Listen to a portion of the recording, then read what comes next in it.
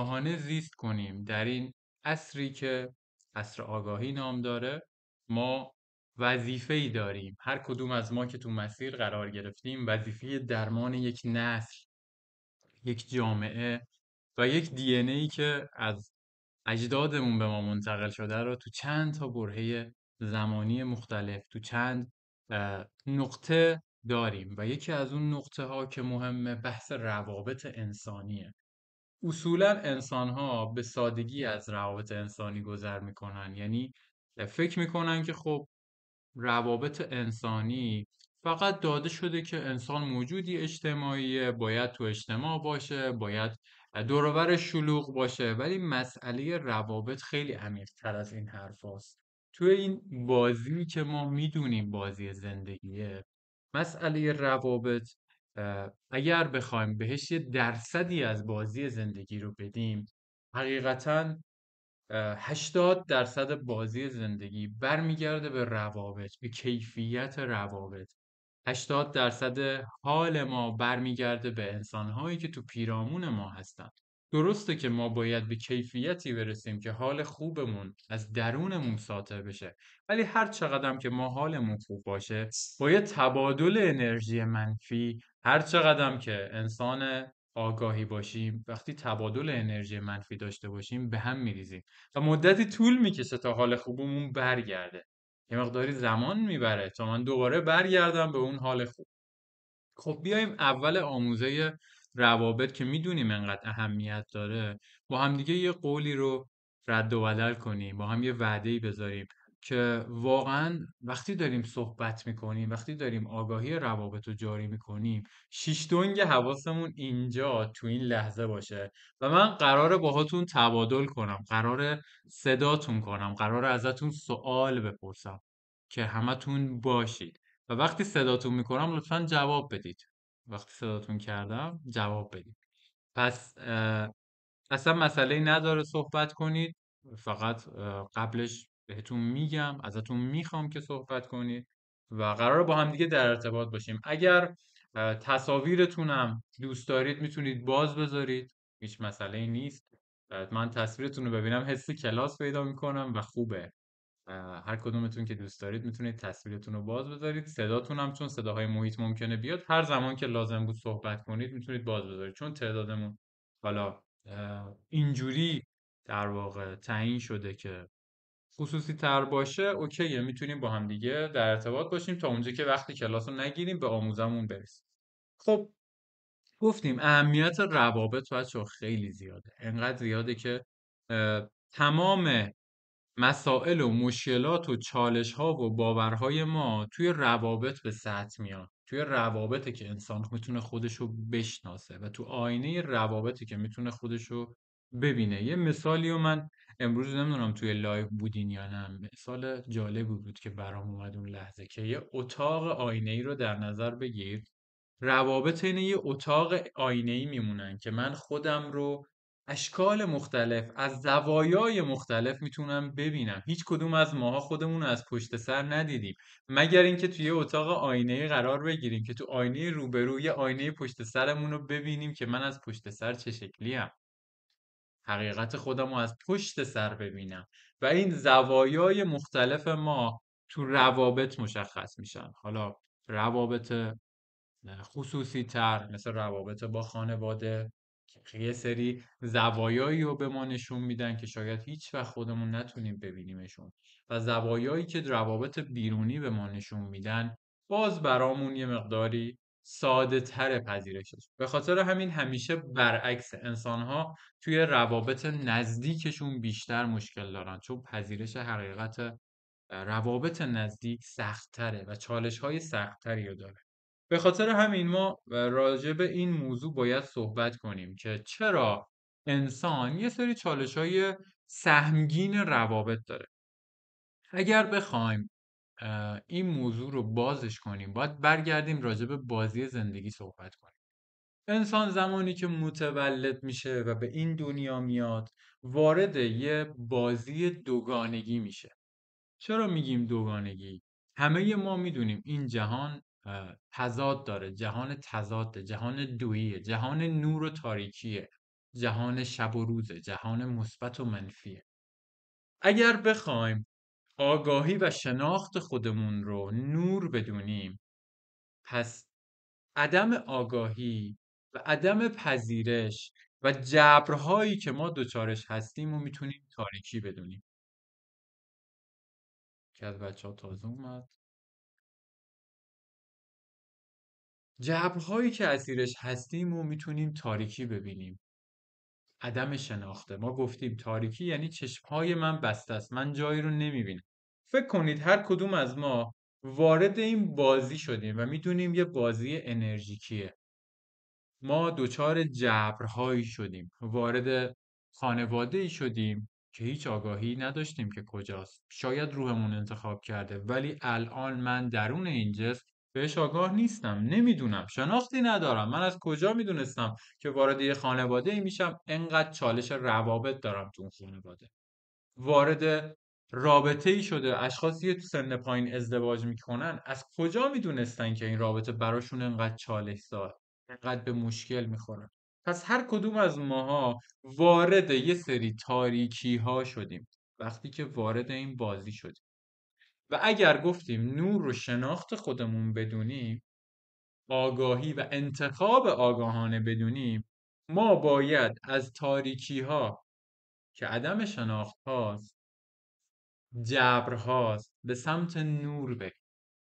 باید حکمت اون انتخاب رو درک کنیم. چه زمانی ما میتونیم به یه محیط تاریک نور بتابونیم؟ زمانی که اون محیط رو بشناسیم، زمانی که اون تاریکی رو بشناسیم، زمانی که اون تاریکی رو بپذیریم. فلسفه حل کردن قصه روابط انسان شناخت اون جبر و تاریکیه. اول باید اون جبر و تاریکی رو بپذیریم که چرا من این درس رو انتخاب کردم.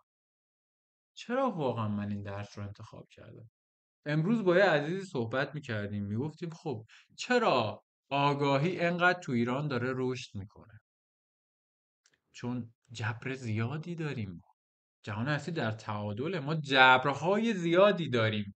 تو این لحظه ما مردم ایران انتخاب کردیم، هر کدوممون جبرهایی رو پذیرفتیم. پس در کنارش نور هم هست. کی میتونیم از اون نور استفاده کنیم؟ از اون آگاهی استفاده کنیم زمانی که از اون جبرها عبور کنیم، زمانی که اون جبرها رو بپذیریم، درسش رو بگیریم و رشد کنیم. خب این مبحث اینکه داستان از چه قراره. حالا تو این بازی زندگی ما باید یه مفهومی رو درک کنیم بچه‌ها. بازی زندگی بازی با انرژی هاست، درسته؟ تا اینجا شما همه موافق بودید؟ بازی با انرژی هاست. زمانی که تو داری با انرژی کار میکنی، زمانی که تو داری با انرژی های مختلف کار میکنی، زمانی که تو داری با یه انرژی ترس خودت کار میکنی، با یه انرژی وحشت خودت کار میکنی، زمانی که یه انرژی شادی اومده درون تو، زمانی که یه اشتیاقی درون توه، تو چطور باهاش برخورد میکنی؟ فکر کن درون ذهن همه ما، همتون در مسیرید. من میشناسم اکثرتون رو، 99% رو، به جز یکی دو نفر که حالا اسمشون اینجا نیست. وقتی انرژی هایی میاد که برای ما ناخوشاینده، میدونم که آقا این انرژیه. اگر من وارد اون انرژی بشم، اگر یه انرژی ترس اومده من بترسم، بیشتر میشه، قویتر میشه.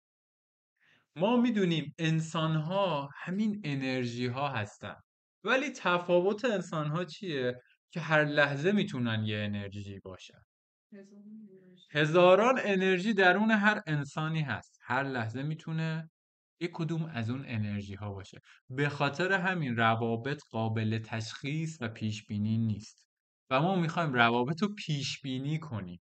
ما میخوایم روابط رو تشخیص بدیم. یه مثالی هست یه بزرگی زده، میگه هیچ وقت هیچ انسانی رو قضاوت نکن. شاید اون انسانی که فکر میکنی تو خوبه، همون شب تصمیم بگیره انسان بدی بشه، و اون انسانی که تو فکر میکنی بدترینه، صبح که از خواب بیدار بشه تصمیم بگیره انسان بهتری بشه. پس انرژی های انسانی قابل پیش بینی نیست و ما میخوایم روابط انسانیمون رو پیش بینی کنیم. میخوایم برچسب هایی رو به روابطمون بزنیم و کلا الگویی که جامعه به ما یاد داده، آموزش هایی که ما دیدیم در مورد روابط، همشون خب یه سری تو مدرسه بوده، یه سری تو جامعه بوده، یه سری تو دانشگاه بوده، یه سری تجربی بوده که باز تجربی ها بهتره، کیفیتش بالاتره، چون افرادی که سنی ازشون میگذره به 40 سالگی 50 سالگی میرسن دیگه با اون برچسبا کار نمیکنن، انسانها رو میسنجن، تجربهشون، آره اون تجربهشون بهشون کمک میکنه. پس بحث اینه که ما در مورد روابط آموزش ندیدیم. ما در مورد روابط نیاز داریم که آموزش ببینیم، چون الان شماها آموزش دیدید، وقتی انرژی ترس میاد درونتون مشاهدهش میکنید. چطور وقتی یه انسانی روبرومون قرار میگیره که تو ترسه، ما وارد بازیش میشیم، ما باهاش تبادل انرژی میکنیم و ترسش به ما منتقل میشه و طبق اون ترس عمل میکنیم. علتش چیه؟ چون این هم نیاز به آموزش داره. پس روابط انسانی نیاز به آموزش داره، چیزی که به انسانها آموزش داده نشده. برخلافش اتفاقا مقاومت کن، نپذیر آدما رو، حق تو بگیر، آینه رو بشکن. دائما برای ما این تکرار شده. قضاوت کن، شکایت کن، حقیقت رو به انسانها نگو، مخفی نگه دار، با انسانها بازی کن. همش آره تماما این به انسان آموزش داده شده از کودکی که ببین همه دشمنتن مگر خلافش ثابت شه. که الان میبینیم آموزش ها تو فضای مجازی دائما داره بمبارون افکار همین میشه که آقا همه بدن، گارد تو بگیر بالا، از خودت محافظت کن و خطرناک اعتماد نکنی. یا دائما بچه ها مگه همینا زمزمه نمیشه؟ مگه باورهای جمعی بر این نیست؟ همه گاردشون برای هم بالا، در صورتی که گاردی که انسان بالا میگیره یعنی من منتظرم که مشت بخورم، من تو میدون نبردم، ما در مقابل زندگی داریم میجنگیم. گفتم اینو بهتون، اگر آینه رو بشکنی تبدیل به هزاران آینه میشه و هزار تا آینه ریز داری که دیگه نمیتونن قشنگی رو نشونه تو بدهن، فقط زشتی میبینی. خب حالا مسئله ای که وجود داره، ما بچه اینو بهتون، اینها رو به این شکل بهتون میگم که دفعه بعدی که اومدی یه انسانی رو ببینی دیگه به شکل ماده نبین انسانها رو، انسانها رو به شکل انرژی های زنده‌ای ببین. ما ذهنمون الان میخواد با هم در ارتباط باشه. الان من از شماها هر کدومتون ذهنم میاد یه تعریفی میکنه.